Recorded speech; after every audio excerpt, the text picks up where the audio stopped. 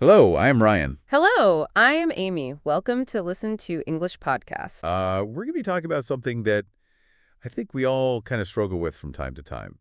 That feeling of uneasiness, that apprehension, even like outright fear that can kind of bubble up whenever we're faced with change, even when it's a change that we know, like deep down, might be good for us. It's such a common human experience, right? Like this almost instinctive resistance to change, even when we know logically that it's probably going to be a positive thing. Exactly, and it's kind of like a paradox, isn't it? We know logically that change is a natural part of life. It can lead to growth, new opportunities, exciting experiences. We might even be the ones initiating the change. Like choosing to switch careers, move to a new city, or finally, like, commit to learning that new language we've always wanted to speak. And yet that little voice of fear often pipes up, whispering doubts and making us question if maybe sticking with the familiar would be easier. Right. And that voice of fear, it's not something to be ashamed of. It's actually rooted in some very basic, very primal wiring in our brains. Studies show that our brains are actually designed to prioritize predictability. When we know what to expect, when our environment feels safe and familiar, our brains can relax, go on a sort of autopilot, conserving energy. It's a survival mechanism, really. Back in the days when our ancestors were roaming the savannas, being able to quickly recognize patterns and predict threats was essential for staying alive. So it makes sense that our brains would still be clinging to that need for predictability, even if the threats that we face today are, more likely to be a looming deadline or a challenging conversation than like a saber-toothed tiger hiding in the bushes. Exactly. But here's the thing. While that preference for predictability was and still can be incredibly helpful for survival, it can also become a bit of a roadblock when it comes to personal growth and embracing new experiences.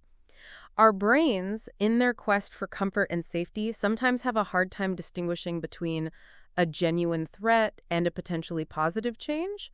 So that new job opportunity, even though it's exciting, might trigger the same kind of stress response as encountering an actual danger because it represents a departure from the familiar, a step into the unknown. So if I'm understanding this correctly, what you're saying is that even though change can be beneficial, even when it's a change we've chosen for ourselves, our brains at a very fundamental level are kind of hardwired to resist it because it disrupts that sense of predictability and control that they crave. That's a great way to put it.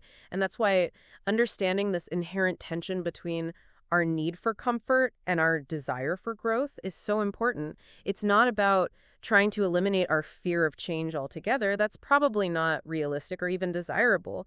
It's more about recognizing where that fear is coming from, understanding that it's a natural response, and then developing strategies to work with it, to manage it so that it doesn't hold us back from pursuing the things that matter to us. That makes a lot of sense. So it's not about becoming fearless. It's about becoming fear-aware, right? And then figuring out how to navigate those feelings of fear and uncertainty in a way that allows us to step outside of our comfort zones without feeling completely overwhelmed. Exactly. And, one of the most fascinating things about the human brain is its incredible capacity for adaptation. It's not static. It's constantly rewiring itself based on our experiences. So even though we might have this innate tendency towards routine and predictability, we also have this amazing ability to learn new things, to adapt to new environments, and to expand our comfort zones. It just takes a little bit of conscious effort and the right strategies. Okay, I'm really intrigued now. So knowing that our brains are wired this way, knowing that change is inherently going to trigger some level of discomfort, what are some of those strategies? What are some practical things that we can do to manage that fear, to kind of work with our brains rather than against them and make change feel a little bit less daunting and a little bit more well manageable? One of the most effective strategies, and this is something that's backed by a lot of research, is the idea of breaking down large, overwhelming changes into smaller, more manageable steps. It's kind of like the old adage, how do you eat an elephant, one bite at a time? I love that analogy. It makes so much sense. It's so easy to get paralyzed by the sheer scale of a big change, whether it's a career shift, a move to a new city, or even just trying to establish a new habit. But if we can break that big, daunting goal down into smaller, more achievable steps, it suddenly feels much less intimidating. Exactly. And each time you achieve one of those smaller steps, you get a little boost of confidence, a sense of, hey, I can do this. And that momentum, that feeling of progress, can really help to fuel you forward even when things get tough. It's like those video games where you have to complete a series of smaller quests before you can face the final boss. You gain experience, you level up your skills, and by the time you reach that final challenge, you feel much more equipped to handle it. That's a great way to think about it. And, this principle applies to so many areas of life. Let's say you're learning a new language, which can feel like a pretty monumental task at first. Instead of focusing on becoming fluent overnight, which can be incredibly overwhelming, you might break it down into smaller goals, like I'm going to master the present tense this week, or I'm going to have a 5-minute conversation with a native speaker every day. I can see how that would make a huge difference psychologically. It's like instead of staring up at this massive mountain, you're focusing on the next foothold right in front of you. And each step you take brings you closer to the summit even if you can't see it yet. Exactly. And another really powerful strategy for managing the fear of change is to focus on cultivating a positive mindset. Now, this might sound a bit cliche, but the way we frame change in our minds, the stories we tell ourselves about it, can have a profound impact on how we experience it. So instead of thinking, oh no, everything's changing, this is terrible, we should try to think, okay, this is new and different, and it might even be exciting.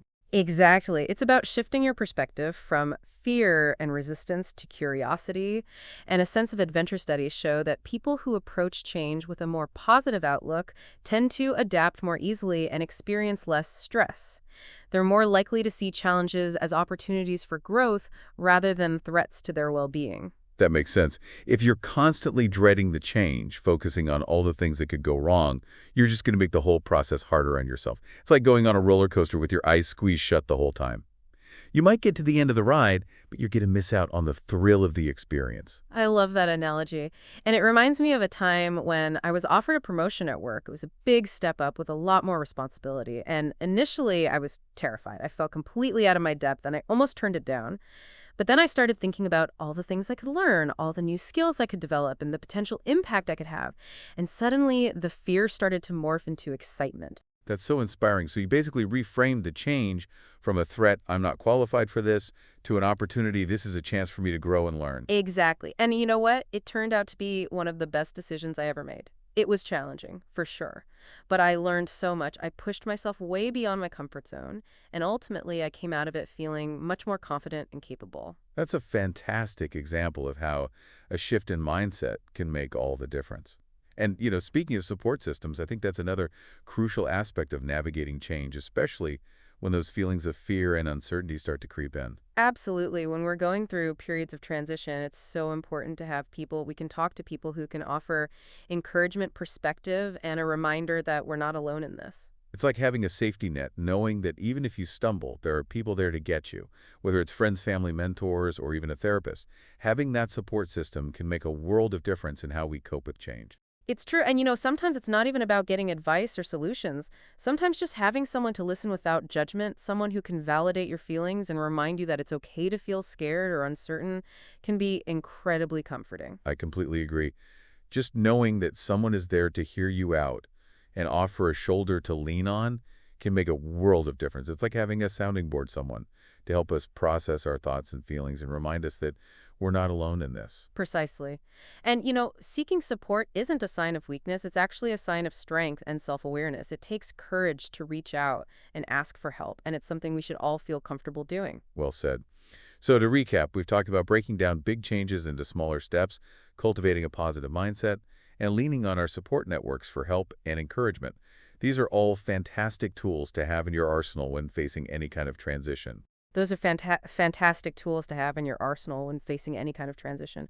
But there's one more element we haven't touched on yet, and it's something I find quite intriguing. Remember how we talked about the brain's inherent need for predictability? Well, what if we could actually leverage that need to our advantage when it comes to managing change? That's interesting. I'm not sure I follow. Well, think about it this way. If our brains crave predictability because it makes them feel safe, what if we could create mini routines or rituals within the context of change to provide a sense of stability and control, even amidst the uncertainty? It's like creating little islands of predictability in the sea of change. Ah, I see what you mean. It's like how even in the midst of a chaotic day, having a simple routine like making your bed in the morning or taking a few minutes to meditate before bed can help you to feel more grounded and centered. Exactly. And we can apply the same principle to bigger changes as well. Let's say you're starting a new job, which can be a pretty overwhelming experience. You could create a mini routine for your first week. Like, okay, every morning I'm going to arrive 15 minutes early to get settled in and review my to-do list. Or every day at lunch, I'm going to introduce myself to one new colleague. Those are great examples. It's like creating little anchors of familiarity in a new and unfamiliar environment. Those small rituals can provide a sense of comfort and help to ease the transition. And the beauty of this approach is that it works even when the changes themselves are unpredictable. You can't always control the external circumstances, but you can control how you respond to them and how you structure your own experience. That's a really empowering message. It means that we're not at the mercy of change. We have the power to create our own sense of stability and navigate transitions with more confidence and resilience. And it all comes back to understanding how our brains work and using that knowledge to our advantage. Exactly. So to wrap things up, I think the biggest takeaway from today's conversation is that change is inevitable. It's going to happen whether we like it or not. But it's also an opportunity for growth, learning, and expansion. And while it might feel scary at first, we have the tools and the power to manage those fears and make change a more positive and rewarding experience. Absolutely. And I think the key is to approach change with a sense of curiosity and a willingness to experiment. Find what works for you, whether it's breaking things down into smaller steps, reframing your perspective, leaning on your support system, or creating those mini routines that can help you to feel grounded and in control. Well said. And remember, you are not alone. We all go through these transitions, and we all have the capacity to adapt and thrive. Thank you so much for joining me today. It's been a really enlightening conversation. It's been my pleasure. And to all of our listeners out there, thanks for tuning in. We hope you learned something new today about why change can be so scary, but also how we can learn to embrace it. And as always, we would love to hear your thoughts. We'll catch you next time. If you enjoyed this episode, please like and subscribe. It really helps our channel grow and reach more English learners like you. By subscribing, you'll never miss a new episode, and by liking the video, you're letting us know you want more helpful content. Thank you for your support. It means so much to us.